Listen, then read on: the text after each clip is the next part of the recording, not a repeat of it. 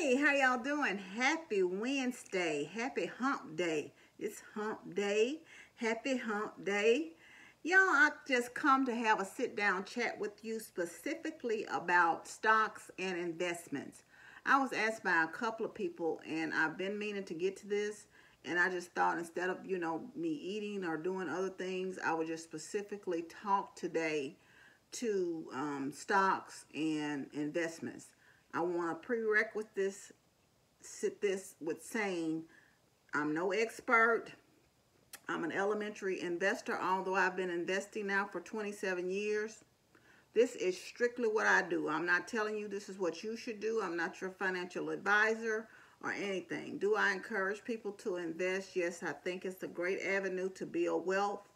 And I think it's something good, as far as savings and for your future and for future generations.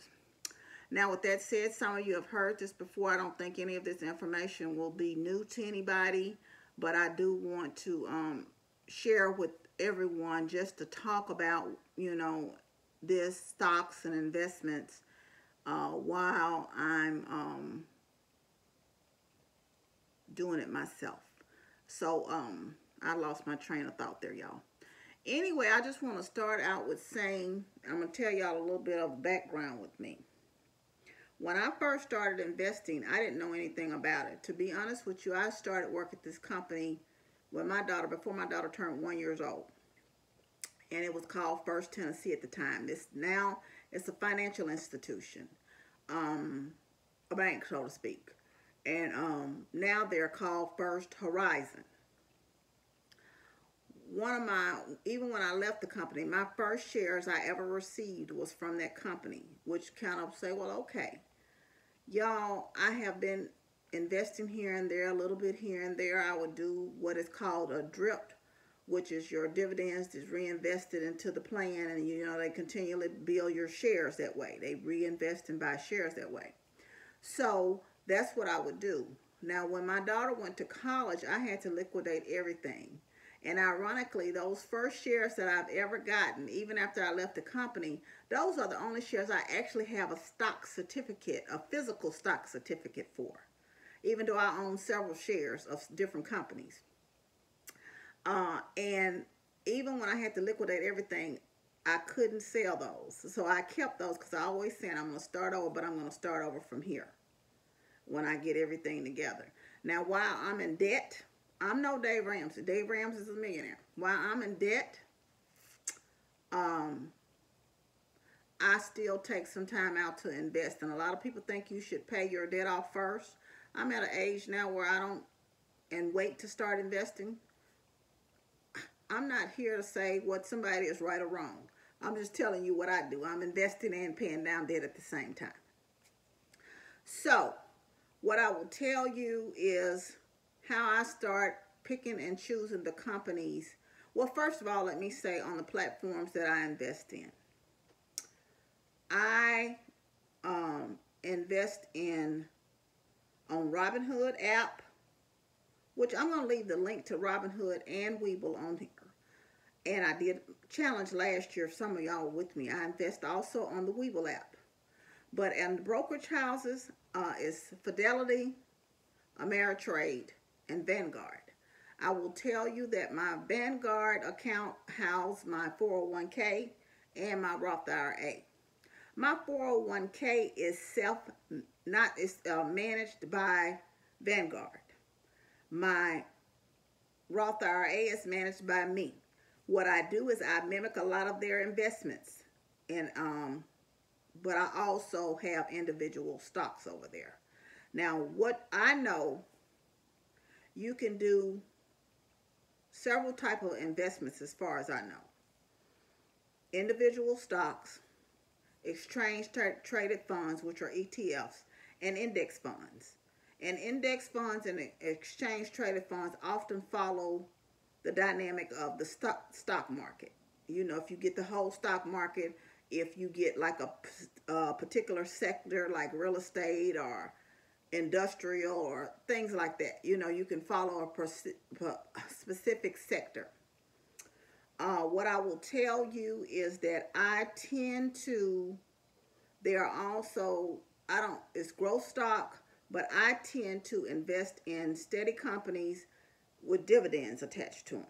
So most of my portfolio is 90% dividends, 10% growth, and things of that nature. And I'm going to give you a list of some of the companies that I invest in so you can get a general idea. I tend to go with long-standing companies that's been in business a while. I tend to move around across sectors. One of my VPs told me, senior VP, when I first started working at FedEx, is how his parents supported them with anything they wanted to do, but how they also invested in every company that their children went to work for. So I'm like, So that was one of my things. So I said, when I get a child, I'm going to definitely invest in the company she worked for because, of course, they're employing her. But since I only have the one child, I also invest in some of the companies that my family and friends work for. And it's not very many because ironically enough, most of my family and friends work for nonprofits in the education system, or they work for the private sector. So I don't have a whole lot that work for publicly traded companies. A company must be publicly traded for you to buy stock in them also. So I can tell you, like I said, I have Fidelity, Ameritrade, Webull, Vanguard, and Robinhood. But I also, back in September of last year, got Acorn. Now, on all the platforms other than Acorn, you can select your own stocks in exchange traded funds and index funds, not on Acorns. And my brother was in it, and I kept seeing like The Rock encouraging people to kind of get their kids involved in Acorns and things like that. So I said, what the heck? I automatically put just $5 in it a month. And now, today, that account, they do whatever they're going to do over there. They invest in large cap, mid cap size companies, small cap companies. I'm not sure if they're invest in micro companies or not, but they handle all of that. And from what I've put in, I've had 4 referrals that signed on through my link, which I got $5 and they got $5. And when I initially signed up through my brother's link, I got $5. So I've only got $25, in referral bonuses. But that accounts up to $700 just with me putting in $5 a week. But I also round up my change. You don't have to put automatic deposits in. You don't have to round up your change. Like if I pay a bill and it's $100.27, well, the 73 cents is going to round up into an invest for me. But you don't have to do that. You can put one-time investments in, monthly or however you want to do it, or one time, and then don't put it into the next year. I think that's how my brother runs his. I can tell you that I have my daughter into investing, my brother investing. We talk amongst each other. My daughter don't talk too much about it because I think she just limped her way into it because of me.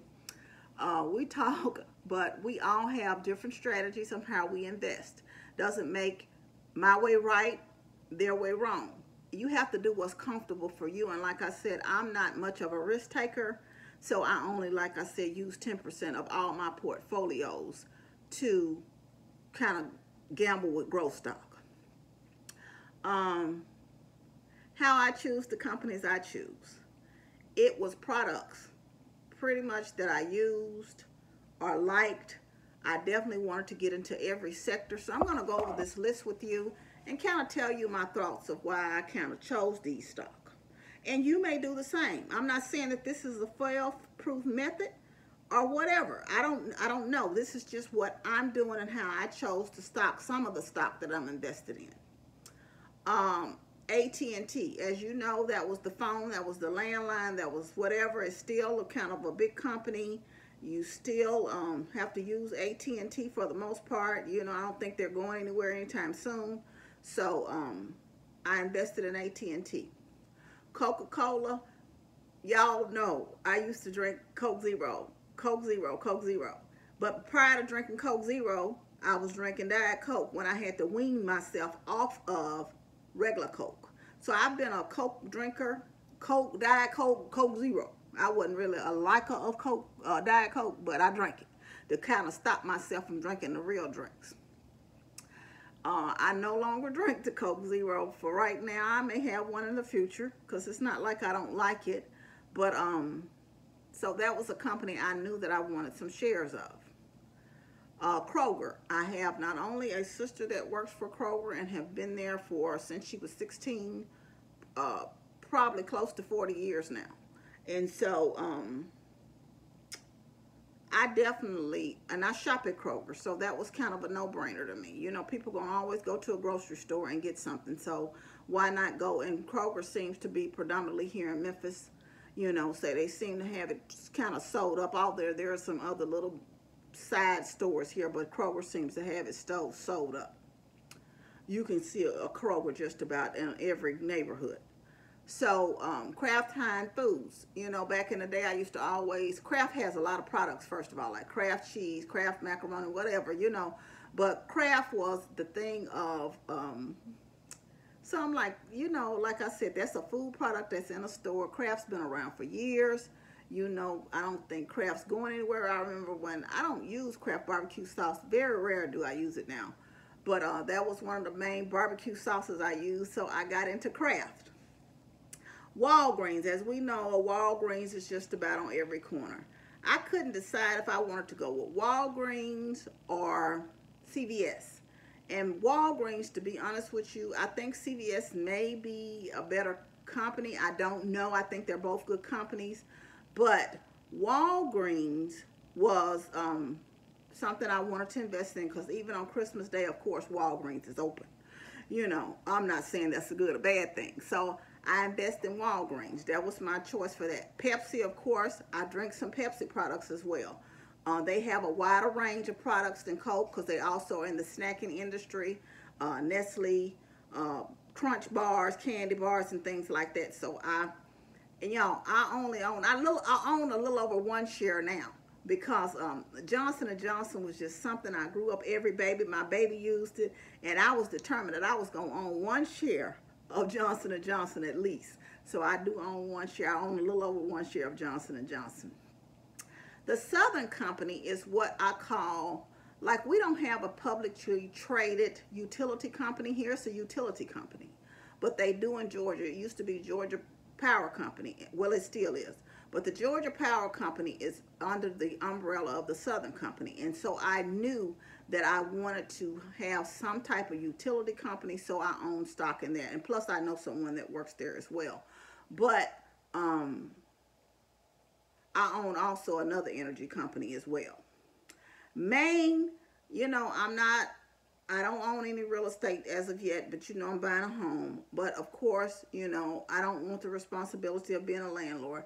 So in order for me to be able to invest in real estate, I call them, some people call them REITs, real estate investments trust. And there are like sectors that have like apartment complexes, rental properties, commercial properties, things of that, and you invest in those. And I invest in a couple of those.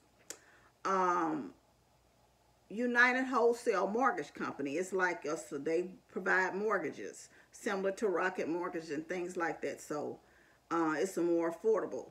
BGS is another food company I invest in, and y'all know why? Because I love me some Frank's hot sauce. And I say, if I'm going to be eating some Frank's, I need to be getting some dividends or some ducats and tears or something from it. So I bought some shares of BGS, which is the company, the parent company for Frank's hot sauce. And of course, I take cruises. My daughter and I, you know, we do that as a vacation sometimes, even though I do other things.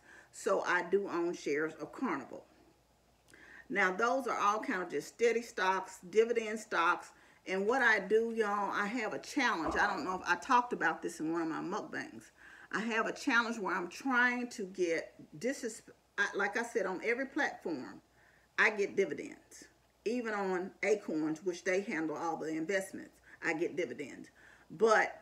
And they are reinvest. I do DRIPs, which is dividend reinvestments, on all of my dividend stocks that allow DRIP. So it goes in and it reinvests into that particular stock. So say I get a dividend for Coke. That dividend is going to reinvest in Coke and buy me some more shares of Coke, a partial share or whatever, however many it can afford me. So, like I said, on Robinhood, I have a challenge for myself because y'all, I intend to retire and I want to be getting income from all of these that I have dividends from. My intent to when I retire is to cut all the drips off and start just getting that money and receiving that money as income to me. My challenge on Robinhood right now for myself is to get my monthly dividends up to around $200 a month. Right now, I'm anywhere from between $25 and $36 a month. So I got a long way to go. And in order to do that, you have to continue to build your stock and your shares in a company to get more dividends. So that's why the drip always increases. So every time it's time for that dividend to come around, it has increased. So I'm able to get more dividends each time, and plus I still invest during the year in more of the stock. So you don't have to. Now I know when I was with Scottrade, which changed over to Ameritrade, I don't know if they necessarily changed over. They kind of consolidated into one company. Ameritrade bought out Scottrade. Now I believe Charles Schwab has bought out Ameritrade, from my understanding. So I think we're going to eventually be going to Charles Schwab. But I know back in the day, it used to be where you can use your dividends and put them towards one particular stock when I was with Scottrade. And I stopped doing that. I just started reinvesting. I don't know if you still can do it or not. You may can. But, you know, I just reinvest in the particular shares. And I want you to understand how dividends work. Some are on monthly and some are on quarterly basis and some are on annually basis. But I have mine set up. Say, for example, Coke of AT&T. I don't know if this is the same one or not. AT&T has dividends on whatever month. And Coke may be on this month. They don't necessarily fall in the same month. They may fall in the same month and they may not. Then I have some that are monthly that I get every month. So that's how the amounts are not static and the same, because of course each company dividend is different. You know, I have one company that the dividend is 6 cents. I have one that's 10. Then I have one that's 66. Pepsi is $1 and something. So you don't know, you know, what the dividend may be. And just because you pay a larger amount for a stock does not necessarily mean that the dividend is going to be high at all, you know. So that is pretty much how I choose to invest. On the growth stock, two of the growth, I have some more, but I have this company called App Technologies, and I have this company called Neo. And of course, I want to tell you another one I invest in is Apple on the regular, because of course Apple products, every time an iPhone come out, somebody's buying one. So that was like a no-brainer as well. But like I said, you have to kind of decide what your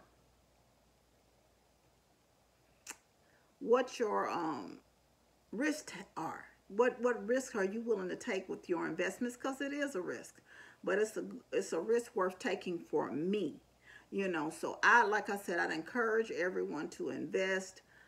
I can't tell you, that's how I make my choices. I will link some channels below that I watch.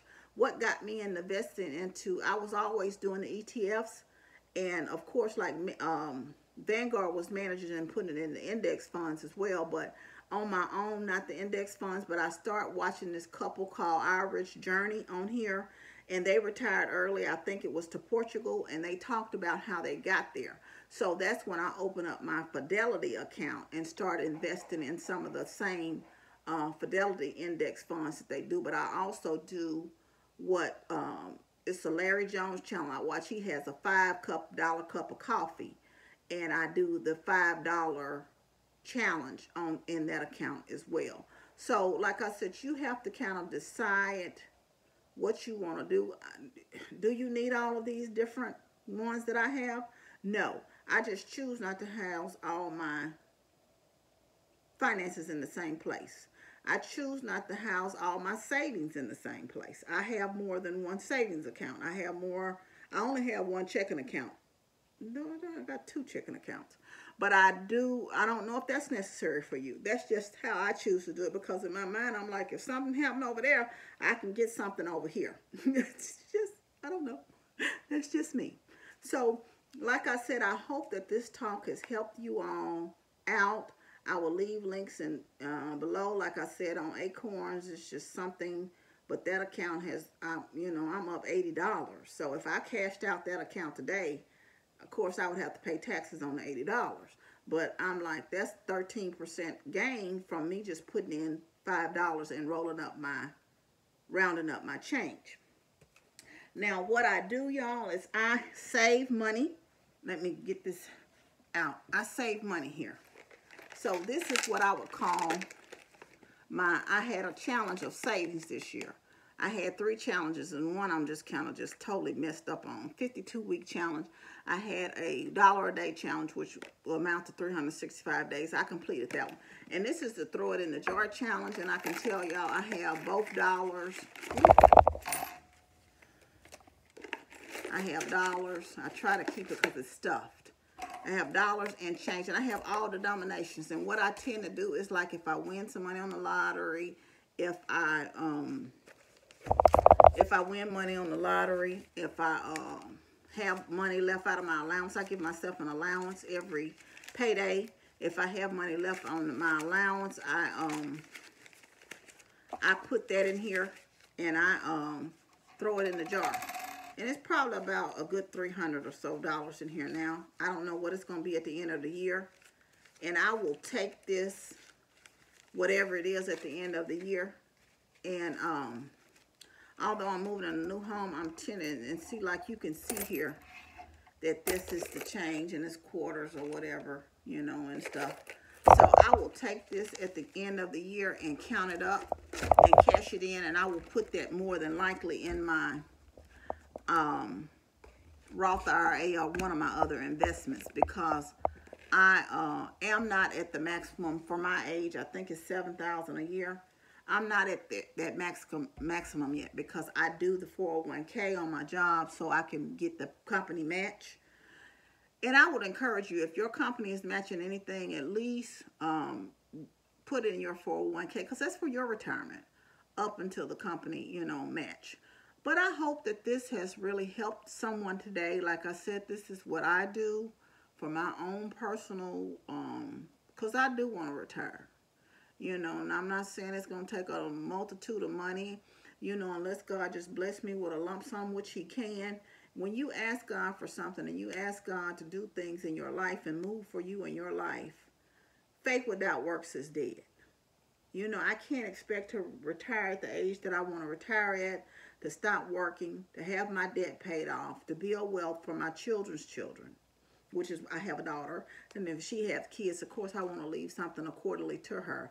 I cannot expect that to happen if I don't make the moves and do the moves in faith and walk in faith and do the work and put the work in and do the savings and put some investments in, for God to put his hands on them and multiply them tenfold.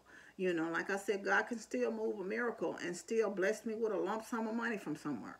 But you have to, if you want a goal and you want to do something, you have to show yourself, that you really want to do it and put the work in and do it. And making sacrifices to save towards your future. When you don't plan to do something, you plan to fail. And then put in the work, you plan to fail. And you can't expect anybody to do it for you. I am fortunate in that my job, since I've been on my job, because like I said, will I tell you that I didn't borrow against my 401k? I borrowed against my 401k. I took some withdrawals from my 401k along the way. So my 401k is nowhere near where it should be, but I did what I had to do to live at that time. I know people say you shouldn't do it, but hey, I did. Now I'm kind of just, I have something in there, but I'm a long way probably where I would have been had I not taken out. But like I said, you do something to prepare yourself for your future, whether you see it or not, you want to be prepared, and you don't want to just totally depend on Social Security if you can. So that is some of my reasonings for investments. And like I said, I'm trying to generate income for my future to be pulling down just to dividend alone, just, to take care of things. And hopefully my challenge in the next few years on Robinhood will get me to that point where I feel like I at least have my grocery money from that account. But anyway, I hope this has been helpful to y'all. And, you know, if I can answer any questions, I'll do my best to try. But like I said, I'm no expert. I still consider myself a novice investor. You know, my investment strategy may not make sense to anybody but me. But, you know, I will leave some channel links below. I will also leave some links below if you want to get an Acorn. You'll get $5. If you want to get in a Robinhood, you'll get free stock. And you will also get free stock on the Webull platform. But anyway, thank y'all for joining me. Again, I hope this talk has helped you. I want you to know you're loved. I love you, but God truly loves you the most. Remember to always be kind to yourself and others. Be joyful and be blessed. Love you much. Bye.